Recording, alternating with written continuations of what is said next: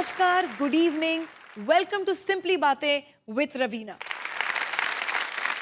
मैं जब दूसरी लड़कियों की तरफ देखती हूँ तो एक ख्याल मेरे मन में आता है कि मैं अपने माता पिता की बहुत आभारी हूँ कि जिन्होंने मुझे कभी ये महसूस नहीं होने दिया कि मैं किसी भी तरह से अपने भाई से या किसी भी और लड़के से कम हूँ। ज्यादातर माता पिता ऐसा ही सोचते हैं, मगर मैं सोचती हूँ कि अगर ऐसा ही है तो फिर समाज में लड़के और लड़कियों में फर्क कौन करता है? क्यों लड़कियों को कमतर माना जाता है? आज हम बात करने वाले हैं मर्द और औरत में भेदभाव की और शिक्षा के जरिए समाज में औरतों के समान अधिकार की। लेकिन सबसे पहले जानते हैं आम लोगों के विचार। लड़कों को हमेशा एक फ्रीडम ज़्यादा, हमें फ्रीडम कम, वो हमेशा मिला है। पढ़ाई के मामले में भी अगर कोई फील्ड हमें सिलेक्ट करनी होती थी तो हमें हमारे पेरेंट्स को पूछना पड़ता था, उनकी परमिशन लगती थी।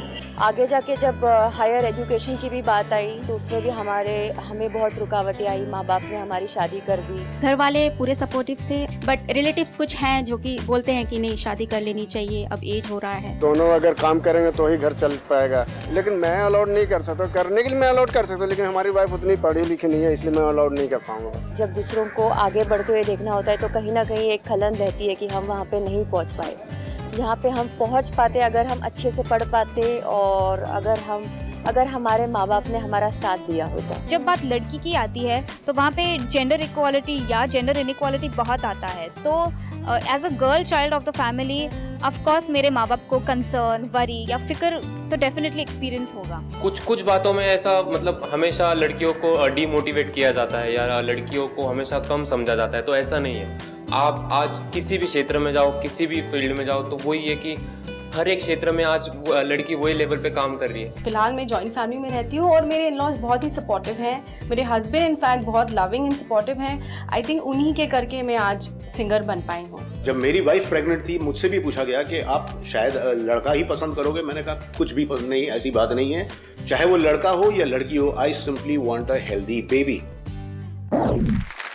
हमारी सबसे पहली मेहमान एक सामाजिक कार्यकर्ता हैं, जिन्हें बुलाने से पहले जानते हैं उनके बारे में। पूजा कपूर अपने सामाजिक कामों के लिए पूरी तरह समर्पित। आजकल लोग ये समझते हैं कि स्त्री और पुरुष के मामले में बहुत समानता है। मैं लोगों के बीच जाके काम करती हूँ और मेरे को नहीं लगता है कि इस बात को पूरी तरह माना जाता है। कई संस्थाओं से जुड़कर देश के सुदूर इलाकों में लोगों को शिक्षित और आत्मनिर्भर बनाने की योजनाओं में पूजा का सराहनीय योगदान रहा है। खासकर कि लड़के और लड़कियों की एजुकेशन को लेके बहुत भेदभाव आजकल भी है, तो इसी बारे में मैं बात करने के लिए आ रही हूँ सिंपली बातें विद रवीना में।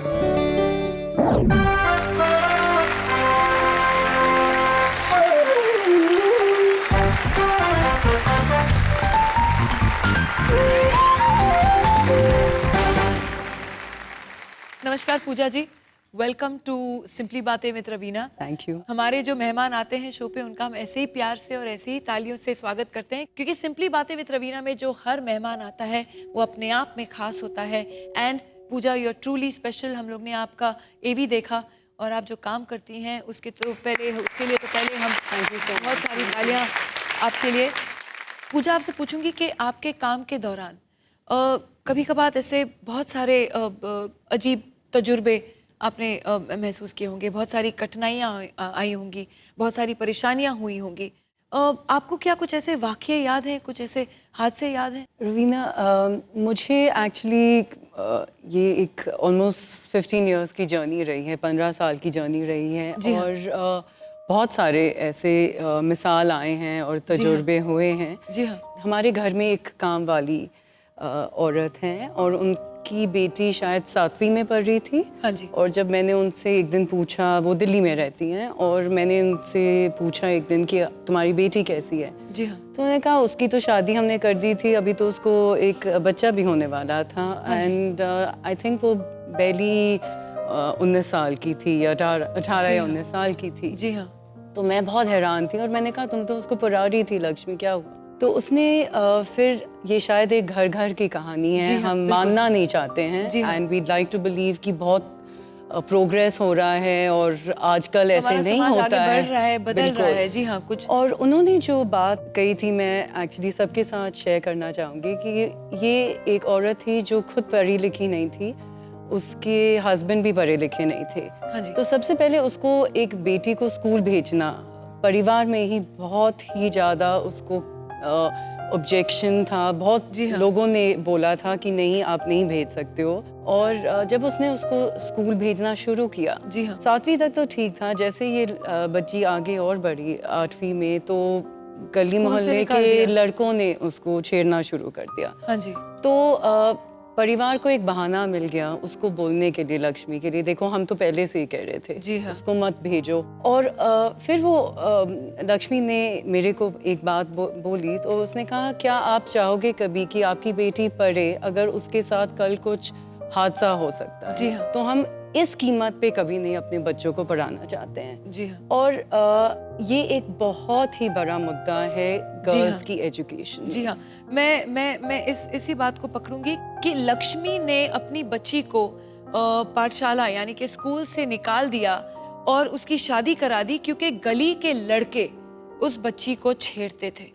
ये एक बहुत ही ज़रूरी मुद्दा है, इसलिए कि हम माएँ उन्हीं लड़कों को पैदा करती हैं, उन्हीं लड़कों की परवरिश करती हैं, लेकिन कहीं ना कहीं हम उन्हें जो एक सबसे बेसिक ज़रूरत है उन्हें वो सिखाना भूल जाती हैं कि औरतों की इज्जत करना कितना ज़रूरी है। क्योंकि तुम्हारी माँ भी एक औरत है, तुम्हारी बहन भी औरत है, तो औरतों की इज्जत करना बचपन से लड़कों को सिखाना चाहिए ताकि वो बड़े होकर कुछ ऐसा गलत कदम न उठाएं, बल्कि उन्हें अगर देखें कि लड़की की तरफ कुछ नाइंसाफ़ी हो रही है तो उनका फ़र्ज़ बनता है कि वहाँ जाकर उस बच्ची या लड़की की मदद करें। तो ये एक बहुत ज़रूरी बात कही आपने। जहाँ तक कि बच्चियों की और लड़कियों की शिक्षा की बात करते हैं, बहुत सुनने में आता है, आप अखबारों में पढ़ते हैं, यहाँ वहाँ के बहुत सारे जो माँ बाप हैं वो अपनी बच्चियों को स्कूल से, पाठशाला से निकाल देते हैं। इसके ऊपर क्या आपने कभी चर्चा की है या ये मुद्दे को उठाया है? ये एक इतनी बड़ी प्रॉब्लम है कि बहुत सारे आजकल बहुत फैशनेबल हो गया है। आप किसी से भी पूछें, सब कहना चाहते हैं कि हम लोग समाज सेवा करते हैं किसी ना किसी तरीके से। हम किसी की शिक्षा में पैसे देना चाहते हैं, किसी लड़की को पढ़ाना चाहते हैं, जो भी। और मैं हमेशा कहती हूँ आप प्लीज़ एक चेक देना या पैसे देना बहुत आसान बात है, बहुत ज़रूरी है, लेकिन आपको एक और कदम बढ़ा के देखना चाहिए कि आप जिस स्कूल में पैसे दे रहे हैं या जिस संस्था को दे रहे हैं, क्या एक दो बेसिक चीज़ों की उन्होंने कुछ आवश्यकता की है कि नहीं। एक तो लड़कियों को स्कूल भेजने आने और जाने के लिए बसेस हैं या जो भी है, कोई सुरक्षित तरीका है उनको स्कूल आने जाने के लिए, ये एक स्कूल की भी जिम्मेदारी है। सेकंड, शौचालय आधे स्कूल्स में नहीं है एंड या एक आध होते हैं और लड़कियां नहीं यूज़ कर पाती हैं, बहुत ही बुरा हाल है। जो माहौल आप क्रिएट करते हैं बच्चे को स्कूल जाने के लिए, एक बच्ची के लिए, वो बहुत ही ज़रूरी है। आपको लगता है कि औरतों, स्त्रियों में और पुरुषों में जो बराबरी का जो होना चाहिए दर्जा, वो कैसे पाया जाए इस समाज में, वो कैसे लाया जाए? स्पेशली नॉर्थ इंडिया में अगर देखा जाए कि एक औरत जिसको एजुकेशन मिल जाता है उसमें खुद सोचने की ताकत आ जाती है, और बहुत से पुरुष हमारे समाज में उससे बहुत घबराते हैं कि उसकी वो देखते हैं कि एजुकेशन से उस मतलब अपनी आवाज़ उठाने लगेगी, मुद्दों पे बात करने लगेगी, और ये चीज़ नहीं सहा जाता। अगर आप देखें, एक अनफॉर्चुनेटली एक लड़की के एजुकेशन और क्राइम में बहुत ही जो औरतों के साथ अगर आप देखा जाए शेमफुली क्राइम हमारे कंट्री में बढ़ता ही जा रहा है। जी हाँ। लड़कियां जो काम कर रही हैं, जी हाँ, जो कॉलेज जा रही हैं, जी हाँ, ऐसी लड़कियों के साथ ये क्राइम्स ज़्यादातर हो रहे हैं, क्योंकि एक मैसेज दिया जा रहा है उनको कि अगर आप घर के बाहर निकलोगे या आप सोच रहे हो आप तरक्की करोगे, हम यही रास्ता चुनेंगे आपको रोकने के लिए। जी हाँ। और ये सबसे जब तक आप समाज को ज़्यादा सिक्योर नहीं बनाओगे, जी हाँ, हम विमेन को एम्पावर या ताकत बिल्कुल नहीं कर सकते। जब भगवान ने हम सबको एक बनाया है तो इंसान कौन होता है ये तय करने वाला कि औरतों का हक आदमियों से कम होना चाहिए। बहुत सारे लोग, बहुत सारी पंचायतें, बहुत सारी संस्थाएं डंके की चोट पर कहती हैं कि औरत कभी भी पुरुषों के बराबर ना तो हो सकती है ना होनी चाहिए। औरत हमेशा पुरुषों के नीचे ही रहने के लिए बनी है। तो पूजा, आप बताइए, क्या ऐसे लोगों के खिलाफ आपके पास कोई जवाब है? अगर कल आपकी बेटी सुरक्षित हो, आत्मनिर्भर हो, उसको समाज से डर नहीं लगे, ये सब एक पूरे सोसाइटी को, एक पूरे समाज को स्ट्रॉन्ग बनाता है और हाँ देश को आगे ले जाता वाकई है। में, जी हाँ। तो ये चीज़ जो एक आदमी वर्सेस औरत का डिबेट बन जाता है, उससे मैं सहमत नहीं हूँ बिल्कुल भी। चलिए, मैं अब जाऊंगी हमारी ऑडियंस की तरफ। ऑडियंस के पास पूजा जी के लिए कुछ प्रश्न है? हाँ जी, बिल्कुल।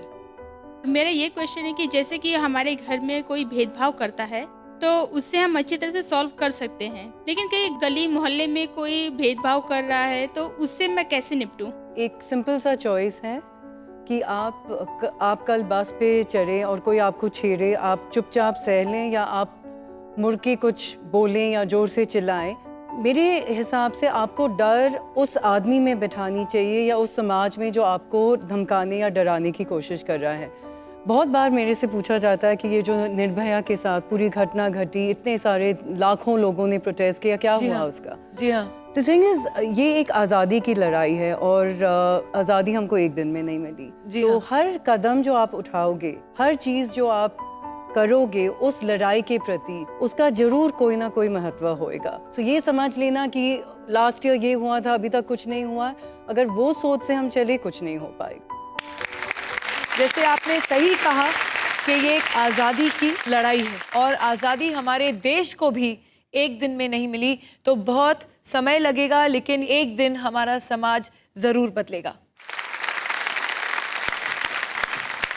अब तक हम सुन रहे थे एक समाज सेविका के विचार कि मर्द और औरत में भेदभाव क्यों होता है। फिलहाल वक्त है एक ब्रेक का। ब्रेक के बाद आपसे मिलवाऊंगी एक ऐसे पिता से जिन पर इस समस्या का सीधा प्रभाव है। कहीं मत जाइएगा, वापस इधर ही आइएगा, हम बहुत जल्द लौटेंगे ब्रेक के बाद।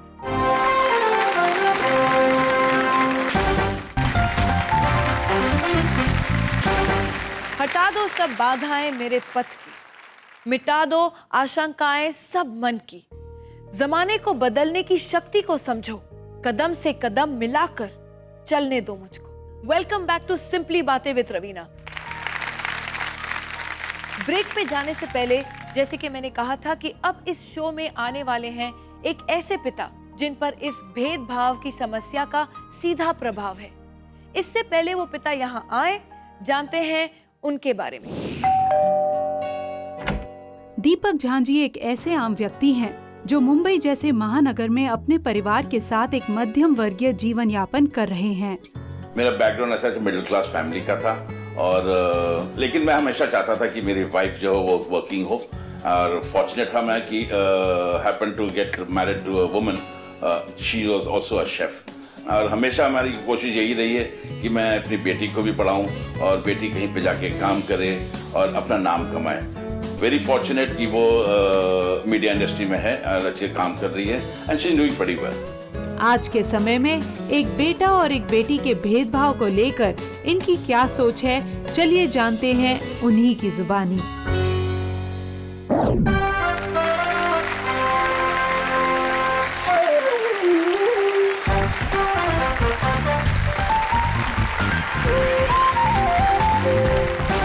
दीपक जी, आपका सिंपली बातें में बहुत बहुत स्वागत है। Very sweet of you. Deepak ji, जैसे कि आप जानते हैं हमारा एपिसोड इस समय जो मुद्दा चल रहा है, जिसके बारे में बात कर रहे हैं, वो है स्त्री और पुरुष की बराबरी का। जी हाँ। मैं आपसे पूछना चाहूंगी, हमारी ऑडियंस को, हमारे दर्शकों को थोड़ा आप अपने फैमिली के बारे में बताइए। शादीशुदा हूँ। जी हाँ। 2 बच्चे हैं। जी हाँ। बेटी बड़ी है। हाँ जी। और बेटा छोटा है। तो ये अच्छी बात है, क्योंकि कहीं ना कहीं जब बच्चियां बड़ी होती हैं, जब बहनें बड़ी होती हैं, तो वो अपने छोटे भाई को भी थोड़ा डिसिप्लिन रखती हैं, कंट्रोल में रखती हैं, और लड़कों को पर भी वो थोड़ा स्वभाव पड़ता है उनके शांत नेचर का। नहीं तो लड़के साथ में हो तो बहुत उधम हो जाता है। नहीं, बिल्कुल, बिल्कुल। ऐसा आपने देखा है होते हुए? अक्सर होता है जी घर हाँ। पे, और अब लड़की की फ्रेंड, बेटी की फ्रेंड्स आती हैं तो फिर वो साथ में होता है कि क्या करना क्या नहीं करना, जी हाँ। वो सब आम घरों में जैसा होता है। जी हाँ, और जी थोड़ा हाँ। सा बहन अगर बड़ी होती है तो फिर थोड़ा सा उसका दबाव जरूर रहता है भाई पे। आपके बच्चे कितने बड़े हैं अभी? बेटी है 24 साल की वाओ। और बेटा 21 साल। चलिए ये अच्छा है। दोनों काम कर रहे हैं, दोनों अब तो जॉब नहीं, ले रहे होंगे, बेटी- they must not be studying here. बेटी काम कर रही है, बेटी मीडिया इंडस्ट्री में है हाँ और जी। बेटा MBA कर रहा है। हाँ जी। इनफैक्ट बेटी भी आज आई है मेरे साथ में। अरे वाह बेटी और- जी, हाथ उठा दीजिए इधर बहुत सी। Oh how sweet, thank you Naina for coming to simply बातें विद रवीना। ऑब्वियसली पढ़ाई लिखाई तो दोनों की हुई है, जी हाँ। लेकिन जब जॉब की बात हुई तो बहुत सारे घरों में ऐसे होता है, नहीं बेटी काम नहीं करेगी, सिर्फ बेटा काम करेगा, बेटी हमारी बेटियां काम नहीं करती। बहुत घरों में रहता है, और मैंने ये बड़े बड़े घरों में सुना है, बड़े बड़े शहरों में, मुंबई जैसे शहर में कुछ परिवार हैं जो बोलते हैं हमारी बेटी नहीं काम करेगी। और काफी ऐसे भी हैं जो हमारे एक्टर्स ही हैं, जो एक्टर्स फैमिली बोलते हैं हमारी बेटी एक्टर नहीं बनेगी, हमारा बेटा भले ही हीरो बन जाए लेकिन बेटी एक्टर नहीं बनेगी। तो कभी आपने ऐसे सोचा था? कभी नहीं, जी कभी हाँ। नहीं, क्योंकि बल्कि जब ये कॉलेज में थी और पढ़ाइयाँ चल रही थी इसकी, तब से ही इसको कहा था कि कुछ साइड में और कोर्स करना शुरू कर दो, हाँ जी। ताकि moment you finish your studies जी यू नो हाँ। You can get on the job. जी तो हाँ। कोशिश हमारी वही थी और इसने वही किया, और आई एम प्राउड ऑफ। चलिए वेरी गुड। आपको नैना पर गर्व है और हमें भी हर बेटी पर गर्व है, क्योंकि बेटी ही वो होती है जो माँ बाप की एंड तक होती है। ये मैंने समझा है और सीखा है और देखा है। जी हाँ। आपको कभी जैसे जो लोगों में आम चिंता रहती है कि, और वो भी मीडिया में काम करती हैं, तो जो उनके काम के आज होते हैं वो कभी बहुत एराटिक होते हैं, बहुत ऊंच नीच टाइमिंग्स होते हैं कभी कभी। जी हाँ। आपको कभी ऐसा डर लगा या कुछ ऐसे लगा कि ये अकेली जा रही है रात को कैसे आएगी? आपको फिक्र रहती है उसकी? मुझे इस चीज़ की कभी फिक्र नहीं रही, हाँ जी। क्योंकि मुझे लगा कि मुझे भरोसा है अपने बच्चों पे, हाँ जी। एंड एक संस्कार उनको जो मिला है उससे जी हमें हाँ। पूरा भरोसा है कि वो जो करेंगे अच्छा करेंगे। जी हाँ। एंड कोई डाउट नहीं उस पर, एंड जी दे हाँ। Have not proved me wrong also. हाँ जी। लेकिन एट द सेम टाइम मुझे मालूम है कि जहाँ वो काम कर रही वो माहौल अच्छा है, हाँ लोग जी। अच्छे हैं, हाँ जी। और कभी उसको ये नहीं कि भी कभी अकेली आना है सब कुछ। जी हाँ। लेकिन एक झिझक हमेशा दिमाग में रहती है कि जहाँ हम रह रहे हैं लोग क्या कहेंगे, बिल्डिंग वाले क्या कहेंगे, सोसाइटी वाले क्या कहेंगे, लेट आ रहे हैं, ये है वो है। सो वो चीज़ एक जरूर रहती है, लेकिन मेरे ख्याल से एक लोगों को एक दिमाग में ये चीज़ को सुधारना पड़ेगा। जी हाँ। वो जरूरी है। हम अपने घर पे बेशक काफ़ी फॉरवर्ड हों कि हाँ भाई ठीक है, हमें इस चीज़ की कोई जी झिझक हाँ। नहीं है कि जी बेटी हाँ। लेट आ रही है काम कर, बिकॉज टाइमिंग ऐसे है, काम ऐसा जरूरी होता है। लेकिन वो झिझक एक दिमाग में जरूर रहता है।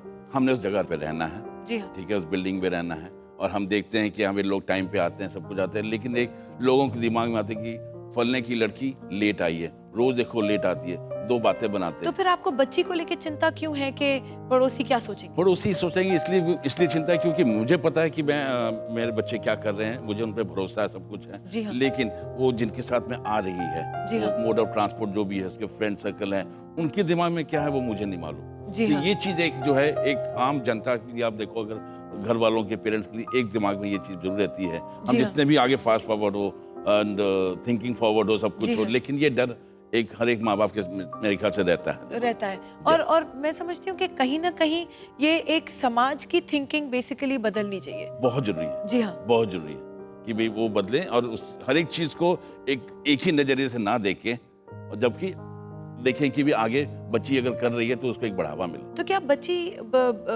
ये लड़कियां टैग हो जाती हैं कि अरे ये तो लेट आती है रात को, ऐसी क्या टैगिंग टाइप हो जाती है? बिकॉज इनकी नौकरी किस तरफ की है वो सब लोगों को नहीं मालूम है कि कहाँ नौकरी कर रही है, क्या कर रही है। जी हाँ। तो ये एक टैग लग ही जाता है। जी हाँ, और एक जी ये हाँ। चीज है, ये लोगों को समझना चाहिए बिफोर कि वो आगे कुछ बात करें, लोगों से बातें बनाएं, आपस में बातें करें, जी हाँ। गॉसिप करें कि भाई जी वो हाँ। देखो लेट आती है। ये चीज जो है, अगर वो सुधार आए लोगों के दिमाग में और लोग उस चीज को समझना शुरू करें, तो मेरे ख्याल से life can be much simpler.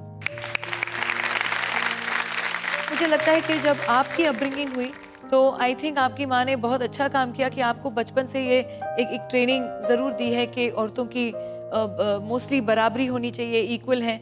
हमने भी यही कोशिश की कि स्कूल में एडमिट कराएं तो फिर को एजुकेशन में कराएं, ताकि एक साथ मिले जुले, बिल्कुल एक वो फीलिंग ना, वो डिफरेंसेस, वो लेवल चेंज ना हो। एंड ऐसे ही दोनों बच्चे मेरे एक ही स्कूल में पढ़े हुए हैं, and I am seeing the difference. बच्चे जब अपनी स्कूलिंग शुरू करते हैं तो तभी से क्या उनको ये अपब्रिंगिंग, ये शिक्षा देनी चाहिए कि थोड़ी फॉरवर्ड थिंकिंग रखो कि boys and girls are equal, लड़के और लड़कियां Respect बराबरी देना। है? बहुत जरूरी है वो स्कूल में वैसा माहौल वो क्रिएट करे जी हाँ, कि भाई वो लड़के लड़की, ये नहीं कि लड़के एक तरफ बैठे हैं लड़कियां एक तरफ बैठी सही हैं, है। ऐसा नहीं, जी हाँ। मिलजुल के करें। और तब एक मोमेंट वो चीज शुरू हो जाती है तो उससे एक अपनापन सा आ जाता है। जी हाँ। और जहाँ वो अपनापन आएगा जी फिर हाँ। आपका नजरिया ही बदल जाएगा। दीपक जी, आपकी बातों से दो चीजें तो बहुत क्लियर हो गई कि एक, आप कहते हैं कि समाज का थोड़ा जो चिंता रहती है वो तो होती है, दूसरी बात ये है कि स्कूल में से ये बराबरी शुरू होनी चाहिए। यानी इसका मतलब हमारा दिमाग तो तैयार है, लेकिन इसके लिए सामाजिक तंत्र तैयार नहीं है कि हम लड़कियों को बराबरी का दर्जा दे सके। ब्रेक के बाद मिलेंगे हमारी अगली मेहमान से जिनका ताल्लुक एजुकेशन से है। उन्हीं से जानेंगे कि समाज में स्त्री और पुरुषों के बीच होने वाले भेदभावों को कैसे रोका जा सकता है। बस जहां है वहीं रहिएगा, हम यूं गए और यूं आए।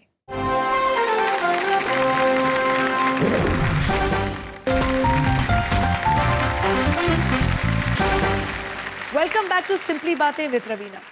आज हम यहाँ बातें कर रहे हैं कि एजुकेशन के जरिए और एजुकेशन में लड़के और लड़की के बीच में फर्क करना हम कैसे छोड़ेंगे। इस पर चर्चा करने के लिए अब हम यहाँ उन मेहमान को बुला रहे हैं जिन्होंने एजुकेशन के फील्ड में अपना बेहतरीन योगदान दिया है। ये हैं कौन, जानते हैं इनके बारे में।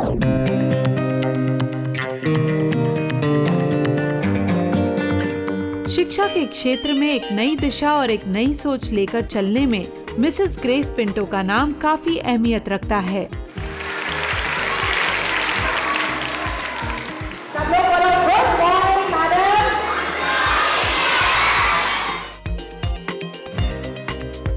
सभी बच्चों को हमने एक्सपोजर दिया है एक्टिविटीज द्वारा। पढ़ाई के साथ साथ उन्होंने अच्छा सा नागरिक बनना है, एक अच्छा इंसान बनना है जिंदगी में। साल 2013 में इनको शिक्षा में अपने अभूतपूर्व योगदान के लिए लाइफ टाइम अचीवमेंट अवार्ड से सम्मानित किया गया।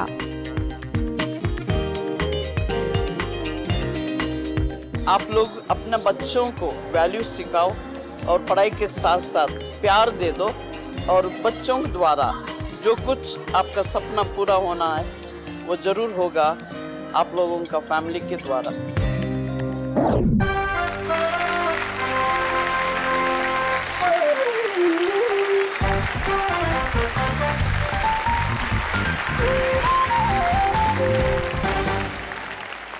वेलकम टू सिंपली बातें विद रवीना। इनके आने से पहले हम जो बात कर रहे थे वो यहाँ आकर पहुंची है कि हमारी सोसाइटी में जो मर्द और औरत के बीच में भेदभाव है वो कम कैसे होगा। क्या आप समझती हैं मैम कि एजुकेशन के जरिए ये ज़रूरी है कि बचपन से ही ये बीज बोया जाए बच्चों में? रवीना जी, बचपन से ही माँ बाप ने शुरू करना चाहिए अपने घरों में। हाँ जी बिल्कुल। कि लड़के और लड़कियों में कोई फर्क नहीं करना चाहिए। जी हाँ। और जो घर का शिक्षण है, हाँ जी, वो आने वाले दिनों में जब भी बच्चे स्कूल में पढ़ने के लिए जा रहे हैं, जी हाँ, उसमें वो मदद मिलती है। जी हाँ। दो हाथों से तालियां कैसी बजती है। बिल्कुल बिल्कुल ऐसी बजती हैं, इस बात पर ये हो जाए, बिल्कुल इस बात पर तालियां हो जाए। एक हाथ माँ बाप का, एक हाथ स्कूल का, टीचर लोगों का। जी हाँ। और ये साथ में मिलजुल के जी हाँ एक आकार हम जीवन में लाते हैं बच्चों के द्वारा। बिल्कुल। और हर लड़का हर लड़की अपने माँ बाप के लिए प्यारे हैं। जी हाँ। जैसे समाज ने भी जी हाँ बच्चों को आदर सिखाना बहुत जरूरी रहता है। जी हाँ बिल्कुल, बहुत बहुत सही बात कही आपने। आपसे और पूछूंगी कि आप हैं मैनेजिंग डायरेक्टर आज रायन ग्रुप इंटरनेशनल के सारे स्कूल्स और इंस्टीट्यूट्स की।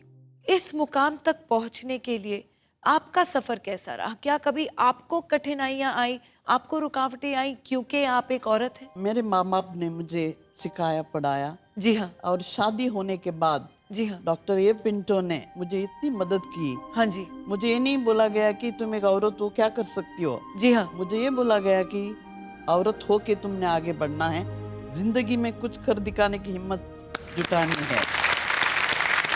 बल्कि तुम एक औरत हो और तुम्हें और बहुत करके दिखाना है। ये बहुत बहुत अच्छी बात कही आपने। तो मैं आपसे पूछना चाहूँगी, जब आप देखती हैं समाज में या आपके स्टूडेंट्स के बीच में कभी कुछ प्रॉब्लम्स आती हैं, क्योंकि मैं देखती हूँ काफ़ी लड़कियाँ कॉलेज जब आती हैं और या तो स्कूल में ही उनके माँ बाप ही उनकी पढ़ाई छुड़वा देते हैं एंड उनको स्कूल छोड़ना पड़ता है, क्योंकि या तो माँ बाप ने सोच लिया कि बस बच्ची अभी 13 या 14 साल की हो गई, चलो शादी करा देते हैं। या कॉलेज में पढ़ लिख कर क्या करेगी। तो आप क्या एडवाइस देती हैं उन माँ बाप को, आप कैसे मदद करती हैं? मैं ये बोलना चाहती हूँ, राजस्थान में और हरियाणा में हमने बहुत से टाइम माँ बाप को बुला के उनको समझाना पड़ा कि लड़कियों को स्कूल में भिजवा दो। जी हाँ। इवन मध्य प्रदेश में और छत्तीसगढ़ में भी हाँ जी। लड़कों को वो लोग स्कूल में भेजते हैं, लड़कियों को 10वीं के बाद भेजते नहीं है। जी हाँ। और कभी 7वीं के बाद भेजते नहीं है। जी हाँ। हम यही करते हैं, महीने में या 2 महीनों में माँ बाप को स्कूल में बुलाते हैं। जी हाँ। उनको रिक्वेस्ट करते हैं और ये जी हाँ। बताते हैं कि लड़कों के साथ लड़कियों को भी पढ़ाना बहुत जरूरी है। बिल्कुल। पिताजी पढ़ लिख के घर चलाएंगे, माँ ने अपना बच्चों को संभालना है, घर जी हाँ। संभालना है। जी हाँ। अपने पति को संभालना है। एक घर संवारने के लिए माँ का देन बहुत जरूरी है। जी हाँ। इसके लिए मैं हर माँ बाप को यही बोलती हूँ और यही सिखाती हूँ कि जी हाँ। लड़कियों को पढ़ाना बहुत जरूरी है।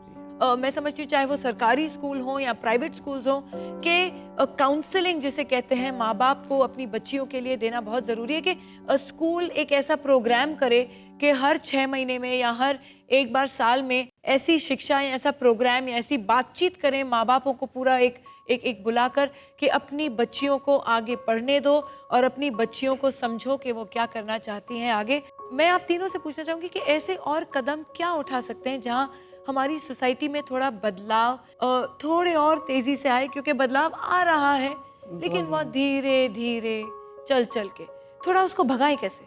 मुझे लगता है कि पहली बार घरों में माँ बाप को जो अशिक्षित है उनको वर्कशॉप करना बहुत जरूरी है। जी हाँ। क्योंकि लड़कियों को पढ़ाने में वो लोग बहुत हिचकिचाते हैं। जी हाँ। तो वर्कशॉप उनको रख के समाज सेवक के साथ साथ एनजीओ के साथ हाँ साथ जी। हाँ जी। उनको बुला के ये बताना बहुत जरूरी है कि लड़कियों को पढ़ने दो। हाँ जी। खाली लड़कों को ही नहीं।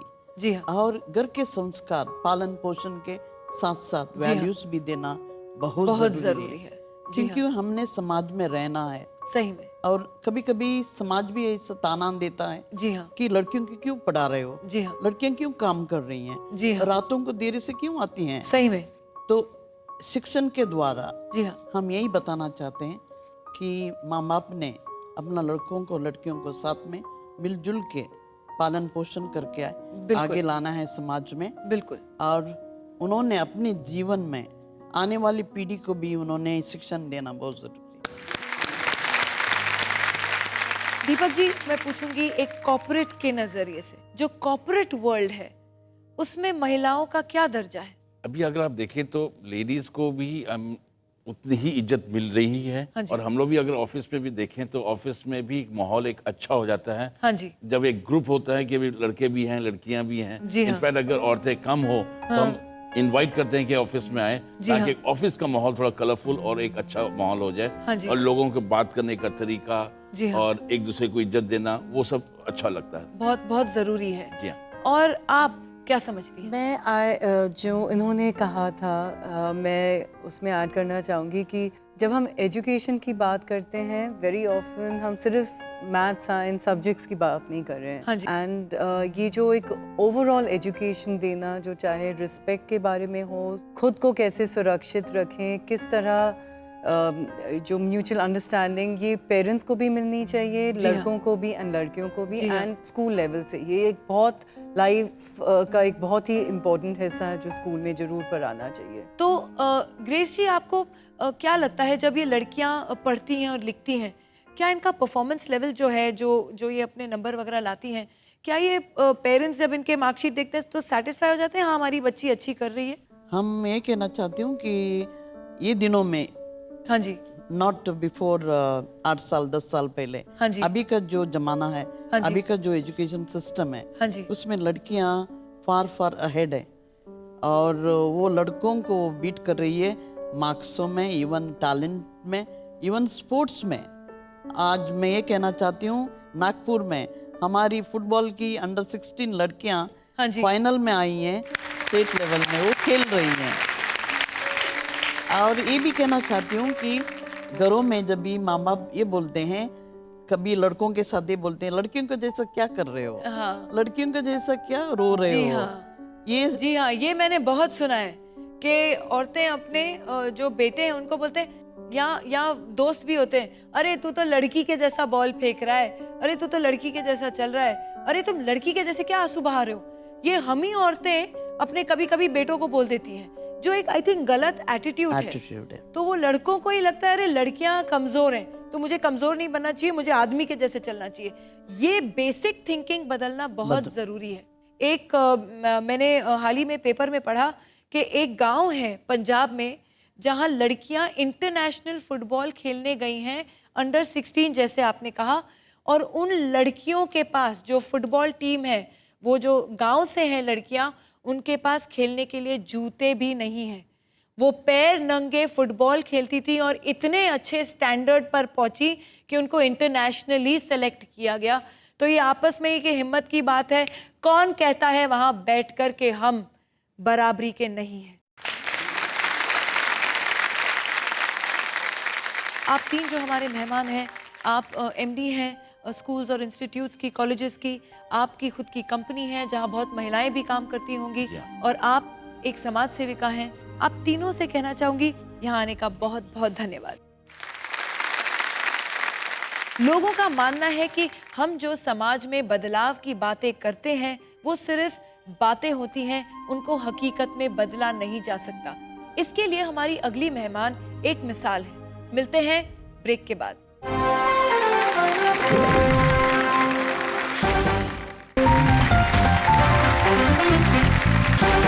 वेलकम बैक टू सिंपली बातें विद रवीना। अब जो हमारी मेहमान यहाँ आ रही हैं, उनका परिचय देने के बजाय सीधे उनका नाम ही ले लेती हूँ। Please welcome the very beautiful and Babli actress Amrita Rao. Amrita Rao, जिन्होंने अपने करियर की शुरुआत की फिल्म अब के बरस से, जिसमें इनके अभिनय को बहुत सराहना मिली। इसके बाद इन्होंने इश्क विश्क, मस्ती, मैं हूं ना, विवाह और कई हिट फिल्मों में अपने अभिनय की छाप छोड़ी।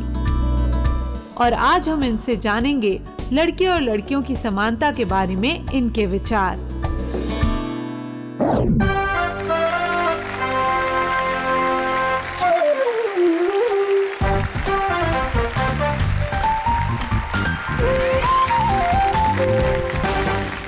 Amrita ji, welcome to simply बातें विद रवीना। आप देख रही हैं कि आपके लिए तालियां रुक ही नहीं रही हैं। कैसे लगता है इस मुकाम तक पहुंचकर? ये जो सक्सेस है, फेम है, एडमिरेशन है, you know, they adore you, they love you, कैसे लगता है? बहुत खुश नसीब महसूस करती हूँ अपने आप को, और ऑडियंस में सारी महिलाएं बैठी है, इससे ज़्यादा खुशी मुझे हो ही नहीं सकती। चलिए अमृता जी, हम अब तक बातें कर रहे थे कि स्त्री और पुरुष की बराबरी का। क्या आप जो अपने करियर में यहाँ तक पहुँची हैं, आपके पेरेंट्स ने आपको कितनी सपोर्ट दी? लोगों ने आपको किस तरीके से सपोर्ट किया? क्या आपको कभी लगा कि आपकी परवरिश में कभी वो कमी महसूस होने दी कि आप एक लड़की हैं और आपका भाई या जो बाकी आपके कज़न ब्रदर्स हैं वो सब कर सकते हैं लेकिन आप नहीं कर सकती? मेरा कोई भाई नहीं है, हम बहनें हैं, और कभी ऐसा ऑफ कोर्स मौका भी नहीं था। और अगर मेरा कोई भाई होता भी, the background my parents come from, the kind of education they have received, वो कभी हमें कोई ऐसा फर्क नहीं करते। इनफैक्ट जब मुझे बहुत ही कम उम्र में फिल्म इंडस्ट्री में आने का मौका मिला, मैं अपनी पढ़ाई को कंटिन्यू नहीं कर पा रही थी, और तब भी मेरे पेरेंट्स को कोई अफसोस नहीं था। इनफैक्ट मेरे माँ बाप बहुत गर्व से बोलते हैं कि बेटा नहीं है, मतलब जो अंग्रेजी में सन बोलते हैं, तो सन नहीं है पर हमारे पास स्टार है। हम फिल्म इंडस्ट्री की बात करते हैं। ज़्यादातर लोग कहते हैं कि फिल्म इंडस्ट्री में ये एक हीरो डोमिनेटेड फिल्म इंडस्ट्री है, मतलब यहाँ सिर्फ हीरोज़ की चलती है। क्या ये वाकई सच है? देखो, अगर मैं कहूँ कि ये सच नहीं है तो वो झूठ होगा। हाँ जी। हम दोनों जानते हैं, हम एक ही इंडस्ट्री से है। आज ऑफ कोर्स ज़माना बदल चुका है। वी हैव, मतलब बहुत ऐसे डायरेक्टर्स हैं, जैसे सूरज बड़जात्या है, उन्होंने विवाह की थी, वो फीमेल ओरिएंटेड बहुत ही खूबसूरत फिल्म थी। जी बिल्कुल, तो लड़की पे आधारित थी। बहुत ऐसे निर्देशक है जो, जैसे संजय लीला बंसाली है, वो अपने फिल्मों में लड़कियों को ज्यादा इम्पोर्टेंस देते हैं। बिल्कुल। और पिछले 3-4 सालों में बॉक्स ऑफिस में जितने भी सुपरहिट फिल्में रही है, वो फीमेल ओरिएंटेड फिल्म्स रही है। तो वो कहीं ना कहीं एक मिथ टूटा जरूर है। बिल्कुल। पर वो पूरी तरह से बदलाव अभी भी आना बाकी है। इट जी इज हाँ। स्टिल मेल डोमिनेटेड इंडस्ट्री ही है। बिल्कुल, इसलिए हमारा ये शो और ये हमारा चैनल जो है वुमन ओरिएंटेड है। उसके लिए सोनी पल के लिए तालियां।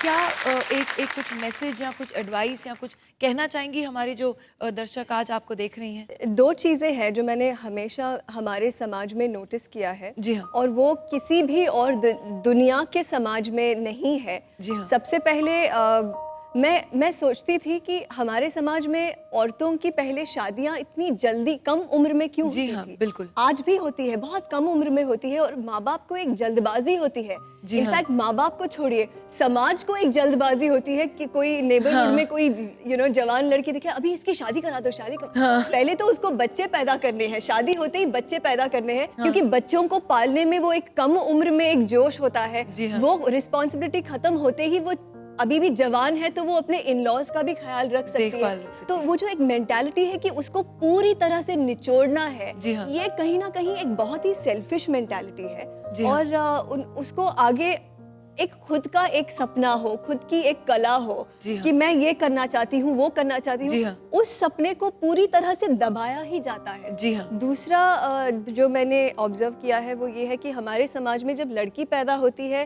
तो इतनी खुशी नहीं होती, जब लड़का पैदा होता है तो बहुत खुशी होती है। मुझे बहुत सालों तक समझ में ही नहीं आया कि क्यों लोग ऐसा क्यों सोचते हैं। हाँ। पर अभी मुझे एक रियलाइजेशन हुआ है कि इसके पीछे भी एक बहुत ही सेल्फिश कारण है। जी हाँ। क्योंकि ये माना जाता है कि लड़की पराया धन है। हाँ, सही में। पराई है, मतलब ये पराया धन, पराया हाँ। धन, क्यों? मतलब क्योंकि एक मेंटालिटी है कि लड़की होगी तो अगर वो हम इसको पढ़ाएंगे लिखाएंगे, अगर वो अपना काम भी करेगी और पैसे भी कमाएगी तो वो अल्टीमेटली अपने ससुराल में खर्च करेगी। हमारे घर में कौन आमदनी आगे बढ़ाएगा? वो लड़का बढ़ाएगा, लड़का होगा तो वो लड़की को घर में लेकर आएगा जो फिर हमारे बच्चों का, हमारे बुढ़ापे में हमारा ख्याल रखेगी। तो ये बहुत ही एक सेल्फिश कंडीशनिंग है। नहीं, और ये भी हो जाता है कि बहुत सारे केसेस में ऐसा नहीं होता है, बल्कि यही होता है कि लड़का लड़का होता है जब तक उसकी बीवी आती है। लेकिन बेटी जो है वो जिंदगी भर अंत तक अपने माँ बाप की होती है कहीं ना कहीं। और आजकल बेटियां लड़कों से ज्यादा करती हैं। अगर मर्द और औरत एक दूसरे को सिमिलर समझे तो हर मर्द का ये फर्ज होगा कि वो अपने वाइफ को बोले कि तुम जो कमाओगी वो तुम्हारा धन है, वो तुम अपने माँ बाप को दे सकती हो, उनका ख्याल रख सकती हो। बिल्कुल। मैं लड़का हूँ, मैं अपने माँ बाप का ख्याल रखूंगा। अगर ये मेंटालिटी मर्दों में पैदा हो या बरकरार हो तो फिर हर औरत अपनी लाइफ, अपनी फैमिली की ख्याल रख सकेगी और अपने माँ बाप को भी, जो गर्ल चाइल्ड के माँ बाप है, उन्हें भी वो टेंशन नहीं रहेगा। जी हाँ। मर्द और जहाँ औरत कहीं ना को कहीं मिलके बिल्कुल, समाज मिलकर। को सुधारना है। ये जी सिर्फ हाँ। औरत को अपने आप को चेंज चेंज करके करने नहीं की चेंज जरूरत है। होगा। जी हाँ। मर्द को भी ये मेंटालिटी चेंज करनी चाहिए। जी हाँ, बहुत बहुत बड़ी बात कही आपने। आप इतनी छोटी सी हैं लेकिन आपकी जो समझ है वो बहुत बहुत ऊंचाई छू रही है। उसके लिए आपका बहुत बहुत धन्यवाद कि आप आई, आप हमारे ऑडियंस से मिली। अब हमारी जो ऑडियंस है वो यहाँ बैठी है आपसे कुछ सवाल करने के लिए। हमारी ऑडियंस में से कोई अमृता जी के लिए कुछ सवाल है? हाँ जी, बिल्कुल। Hello ma'am. हाय। मेरा क्वेश्चन ये है कि मैम अगर आप एक्ट्रेस ना होती तो आप कौन से प्रोफेशन चूज करती? अगर मैं एक्ट्रेस नहीं होती तो शायद मैं किसी media, marketing, advertising related field में होती, क्योंकि इन डिपार्टमेंट्स में मेरा माइंड बहुत, आपका दिमाग बहुत चलता है। बहुत चलता है कि कैसे मार्केटिंग करना, पोजीशनिंग करना। मुझे बहुत शौक है क्योंकि कहीं ना कहीं मेरे डैड एडवर्टाइजिंग बैकग्राउंड से है, तो मार्केट कैसे करना है, किसी प्रोडक्ट को कैसे बेचना है, कैप्शंस, ये वो उसमें मेरा मैं दिमाग गारंटी करती हूँ कि उसमें भी ये बहुत कामयाब रहती है, क्योंकि जैसे आप देख ही रहे हैं, छोटा सा पैकेट लेकिन बहुत बड़ी बड़ी बातें, इनकी समझ बहुत अच्छी तरह चलती है। बहुत इंटेलिजेंट हैं ये, बहुत इंटेलिजेंट हैं। अब मैं अमृता को थैंक यू कहना चाहूँगी, वो आई यहाँ पे और इतनी अच्छी अच्छी बातें की। अमृता की अगली फिल्म मैंने कहीं पढ़ा है, एक वुमेन ओरिएंटेड फिल्म है, महिलाओं के ऊपर फिल्म है, तो उसके लिए तालियां हम सब बेसब्री से उसका इंतज़ार करेंगे। तब तक अमृता, मैं आपको इजाज़त दूंगी कि आप जा सकती हैं। आपका बिजी स्केड्यूल है, मुझे मालूम है आपको शूटिंग पे जाना है, पर उसके पहले really a heartfelt thank you. आप आई इस शो पे और बहुत अच्छी बातें की। Thank you so much. इसमें कोई शक नहीं है कि सोच बदल रही है और काफ़ी कुछ पॉजिटिव भी हो रहा है, लेकिन हमें अभी और भी कोशिशों की ज़रूरत है। किसी ने बहुत अच्छा कहा है, मुझे पुरुष के बराबर हक दिलाने की सिर्फ बातें चल रही हैं। बराबरी मैं तब मानूंगी जब घर से अकेले कॉलेज जाने तक नहीं घूरेंगी मुझे गिद्ध दृष्टियां। रात के अंधेरों में जब चल सकूंगी बेफिक्र। बराबरी तो तब होगी जब नहीं सताएगी मुझे कोई फिक्र। इसी उम्मीद के साथ चलती हूँ, मिलूंगी फिर अगले हफ्ते। तब तक बाय बाय, नमस्कार।